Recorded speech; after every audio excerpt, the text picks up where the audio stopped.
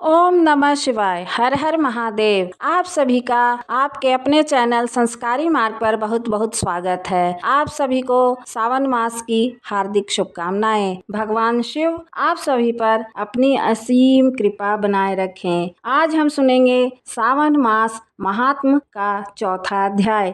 ईश्वर बोले, हे सनत कुमार, अब मैं धारण पारण व्रत का वर्णन करूंगा। प्रतिपदा के दिन से आरंभ करके सर्वप्रथम पुण्या वाचन कराना चाहिए। इसके बाद मेरी प्रसन्नता के लिए धारण पारण व्रत का संकल्प करना चाहिए। एक दिन धारण व्रत करें और दूसरे दिन पारण व्रत करें। धारण में उपवास तथा पारण में भोजन होता है। श्रावण मास के समाप्त होने पर सबसे पहले पुण्याहा वाचन कराना चाहिए। इसके बाद हे मानद आचार्य तथा अन्य ब्राह्मणों का वर्ण करना चाहिए। तत्पश्चात पार्वती तथा शिव की स्वर्ण निर्मित प्रतिमा को जल से भरे हुए कुंभ पर स्थापित कर रात में भक्ति पूर्वक पूजन करना चाहिए तथा पुराण श्रवण आदि के साथ रात भर जागरण करना चाहिए।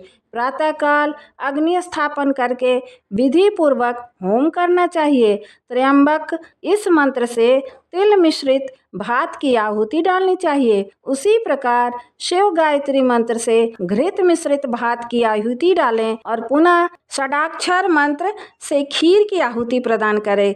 तदंतर पूर्णाहुति देकर होम शेष का समापन करना चाहिए। इसके बाद में ब्राह्मणों को भोजन कराना चाहिए तथा साथ ही आचार्य की पूजा करनी चाहिए। हे महाभाग, इस प्रकार से उद्यापन संपन्न करके मनुष्य ब्रह्म हत्या आदि पातकों से मुक्त हो जाता है। इसमें कोई संदेह नहीं है। अतएव इस महाव्रत को अवश्य करना चाहिए।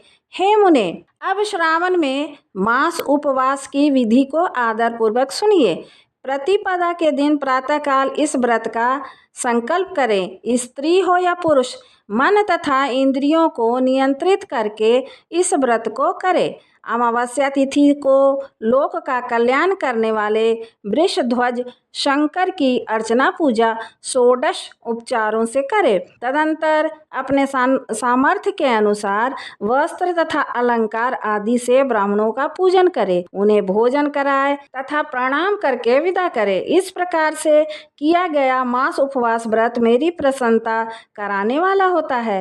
हे सनत कुमार, मनुष्यों को सभी सिद्धियां प्रदान करने वाले लक्ष्य षडंख्या परिमिति रुद्रवर्ती व्रत के विधान को सावधान होकर सुनिए। अत्यंत आदर पूर्वक कपास के 11 तंतुओं से बत्तियां बनानी चाहिए। वे रुद्रवर्ती नाम वाली बत्तियां मुझे प्रसन्न करने वाली हैं। मैं श्रावण मास में भक्ति पूर्वक संकल्प के साथ देव गौरीपति महादेव का इन 1 लाख संख्या वाली बत्तियों से निराजन करूंगा। इस प्रकार श्रावण मास में प्रथम दिन विधि पूर्वक संकल्प करके महीने भर प्रतिदिन शिव जी का पूजन 1000 बत्तियों से निराजन करें और अंतिम दिन 71,000 बत्तियों से निराजन करें, अथवा प्रतिदिन 3000 बत्तियां आदर पूर्वक अर्पण करें और अंतिम दिन 13,000 बत्तियां समर्पित करें, अथवा एक ही दिन सभी 1 लाख बत्तियों को मेरे समक्ष जलाएं। प्रचुर मात्रा में घृत में भिंगोई हुई जो स्निग्ध बत्तियां होती हैं वे मुझे प्रिय हैं। तत्पश्चात मुझे विशेश्वर का पूजन करके कथा श्रवण करें। सनत कुमार बोले, हे देवाधिदेव, हे जगन्नाथ, हे जगदानंद कारक, कृपा करके आप मुझे इस व्रत का प्रारब्ध बताएं। हे प्रभु, इस व्रत को सर्वप्रथम किसने किया तथा इसके उद्यापन में क्या विधि होती है? ईश्वर बोले, हे ब्राह्मण पुत्र, व्रतों में उत्तम इस रुद्रवर्ती व्रत के विषय में सावधान होकर सुनिए। यह व्रत महापुण्यप्रद, सभी उपद्रवों का नाश करने वाला, प्रीति तथा सौभाग्य देने वाला, पुत्र पौत्र समृद्धि प्रदान करने वाला, व्रत करने वाले के प्रति शंकर जी की प्रीति उत्पन्न करने वाला तथा परम पद शिवलोक को देने वाला है। तीनों लोकों में इस रुद्रवर्ती के समान कोई उत्तम व्रत नहीं है। इस संबंध में लोग यह प्राचीन दृष्टांत देते हैं। क्षिप्रा नदी के रम्य तट पर उज्जैनी नामक सुंदर नगरी थी। उस नगरी में सुगंधा नाम एक परम सुंदरी वीरांगना थी। उसने अपने साथ संसर्ग के लिए अत्यंत दुस्साहस शुल्क निश्चित किया था। 100 स्वर्ण मुद्रा देकर संसर्ग करने की शर्त रखी। उस सुगंधा ने युवकों तथा ब्राह्मणों को भ्रष्ट कर दिया था। उसने राजाओं तथा राजकुमारों को नग्न करके उनके आभूषण आदि लेकर उनका बहुत तिरस्कार किया। इस प्रकार उस सुगंधा ने बहुत से लोगों को लूटा था। अपने शरीर की सुगंध से कोस भर का स्थान सुगंधित रहता था। वह पृथ्वी तल पर रूप, लावण्य और कीर्ति की मानो निवास स्थली थी। वह 6 रागों और 36 रागनियों के गायन में तथा उनके अन्य बहुत से भेदों गान क्रिया में अत्यंत कुशल थी। वह नृत्य में रंभा आदि देवांगनाओं को भी तिरस्कृत कर देती थी और अपने एक एक पग पर अपनी गति से हाथियों तथा हंसों का उपहास करती थी। किसी दिन वह कटाक्षों तथा भवोचालन के द्वारा खुद को छोड़ती हुई क्रीड़ा करने के विचार से क्षिप्रा नदी के तट पर गई। उसने ऋषियों के द्वारा सेवित मनोरम नदी को देखा। वहाँ कई विप्र ध्यान में लीन थे तथा कई जप में लीन थे, कई शिवार्चन में रत थे तथा कई विष्णु के पूजन में तल्लीन थे। हे महामुने, उसने उन ऋषियों के बीच विराजमान मुनि वशिष्ठ को देखा। उनके दर्शन के प्रभाव से उसकी बुद्धि धर्म में प्रवृत्त हो गई। जीवन तथा विशेष रूप से विषयों से उसकी विरक्ति हो गई। वह अपना सिर झुकाकर बार बार मुनि को प्रणाम करके अपने पापों की निवृत्ति के लिए मुनि श्रेष्ठ वशिष्ठ जी से कहने लगी। सुगंधा बोली, हे अनाथनाथ,